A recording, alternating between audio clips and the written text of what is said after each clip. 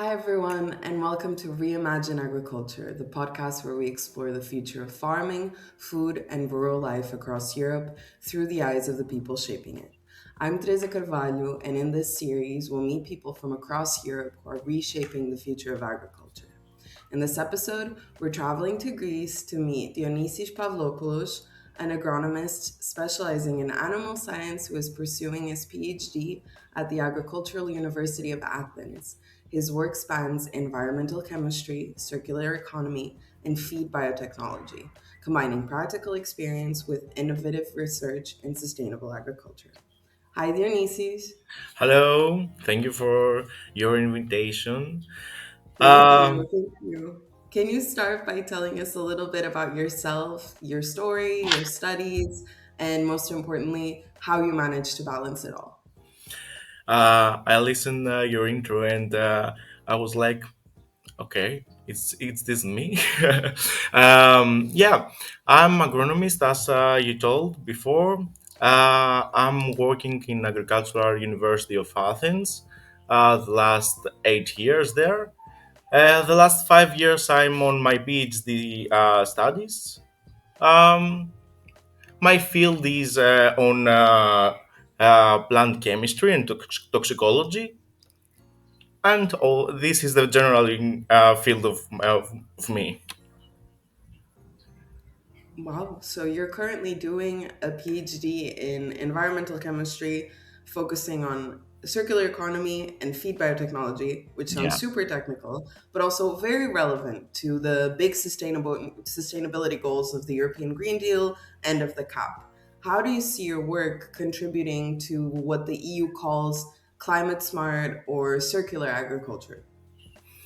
I will try to explain some of my experiments to understand this connection of these fields. Um, in these days, I'm trying to find a way to make new sustainable raw materials for animal feed from agro waste. So you see that the circular economy is something that a thematology that connect all these fields, the rural, the research, and generally all these agronomist fields that sometimes you can't understand exactly the connection, but there is.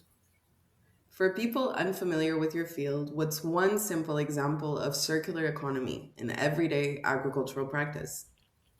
Okay, this that I want to say about this is that uh, the question is not only maybe for the people that are working on this field, because everyone has to know that circular economy is in our daily, and we do practices of the circular economy in our life.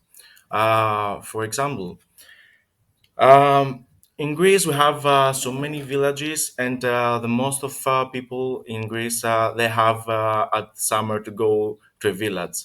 There, you'll see some grandmas or grandpas that they have their own animal production, and it's the way that they recycle the food.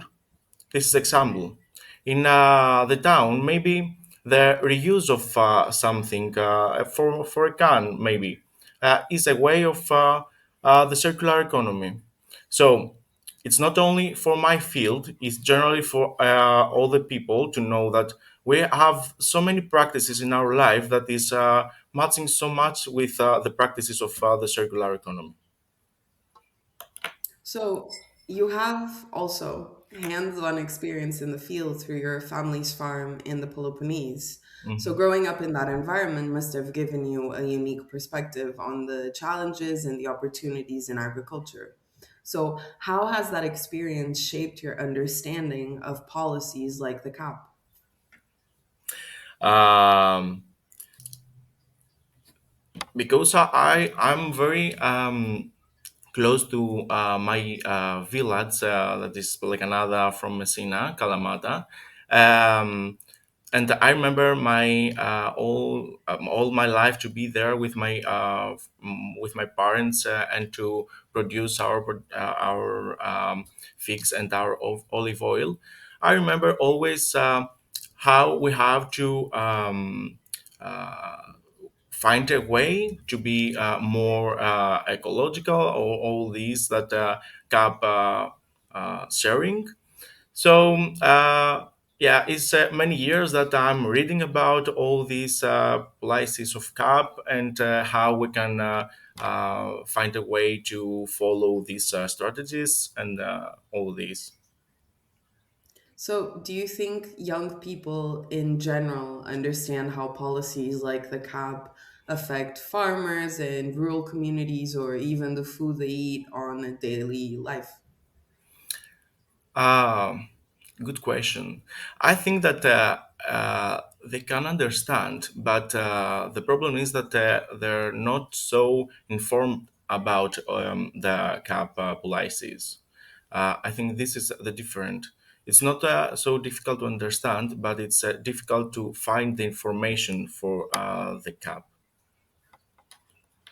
So, thinking about how young people can be encouraged to stay in the field of agriculture, the CAP is meant to help. It's there to support them, and through supporting farmers, promoting innovation, and generational renewal. So, from your perspective, what changes would you like to see in Greece to make it a place where young people can be inspired to see agriculture as a future that's full of opportunity? Uh, in these days that we're talking, we have a big problem in Greece, and I want to start with this because I think that uh, these are the problems that make us to don't want to inform more about strategies and generally things that make maybe we can help our works. This problem in Greece now is that because of some people that working close to political persons, and they had more opportunities to take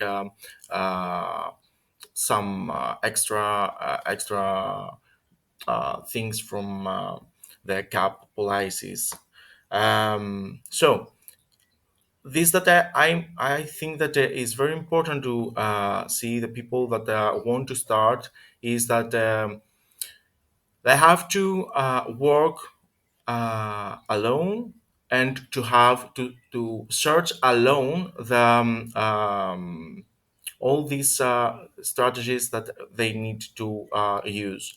And the only weapon in this way is the collaborations and the cooperatives, maybe between all these young people. And when I say young, I don't mean exactly about the age. Young, generally for me, is the people that have the energy to start something and to work on this. So yeah, I think that this is the most important. That they don't have. They have to have in their mind that is a big way, and they have to know that it's a race, that every day they have to work on this, and the only way to work all this is about their collaborations and their cooperatives. So, speaking of inspiring this next generation, education plays a big role in shaping how young people see agriculture. So, I'm wondering if you could redesign how agriculture is taught in schools or in universities in Greece, what would you change? I told you before that I think that one of the big problems in this uh, CAP is about the information. So I think that it's very important to put education skills and all this to our farmers. Um, from the primary school in Greece, we start these years to put some programs with plant cultivations in the school. So I think that these practices are some practices that put early the people in this uh, way of thinking, and generally at the ages of the high school and at the university, it's a big change to make our students to thinking about all these thematologies and to informed. And one very important for me thing, and is something that I learned from my university, is that sometimes it's more important to learn to someone how he can find the information. So yeah, okay, maybe a lesson about the cap practices is important, but more important is to find a way to um, share the way that is easy to find the information the next years, because it's just a lesson and it's all the life. So you have to work on the way that he can find the information. So, what kind of collaboration or dialogue do you think is needed between farmers, researchers, and policymakers to achieve that? I'm not sure about this because it's a big a big problem. Many years, for sure, it's necessary to find a way of dialogue of all these categories. Um, I'm not exactly. I'm not sure how exactly we can organize something like this. But the only way I think is that, and the only that I'm sure that is working is to work in small teams. It's not so easy to do something central. You have to we have to organize more teams and to talk about problems and to share the knowledge and the information of its year and the productions and all this, and from the other side, from new researches, and to find way to solve the problems on teams. So, if you could share one message with EU policymakers about what young professionals in your field really need, whether it's support, visibility, or more opportunities, what would that be? All of these are very important, but I think that the visibility of the rural communities is the most important. Uh, as I say in my country, I'm not sure about all the Europe, but in my country, I think that this is a problem. Uh, we don't know exactly how is a day in a village in for a farmer. So if I have this opportunity, this that I had to tell is that we have to support the farmers. The food is the way to live, so we have to support these producers of our food. And finally, looking to the future, what advice would you give to other young Greeks who are considering a path in farming or in agricultural research? It's a hard way. This is the thing that I have to tell for sure.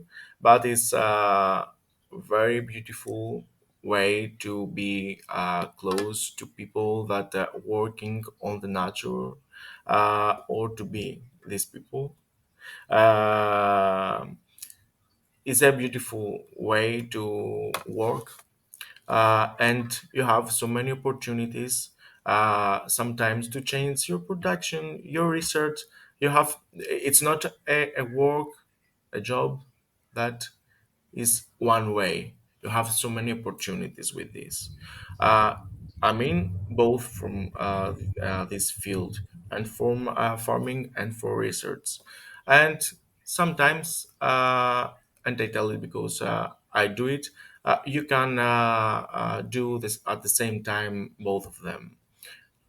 So yeah, it's very important to see that the big thing of these two fields is that you have the opportunity to select every day what you will do. Thank you. And Thank you. thank you so much for joining us today, Dionysius. It was a really good conversation. And for everyone watching us, thank you for joining us. Thank you for joining another episode of Reimagine Agriculture, part of the Recap Project. And we'll see you in the next one.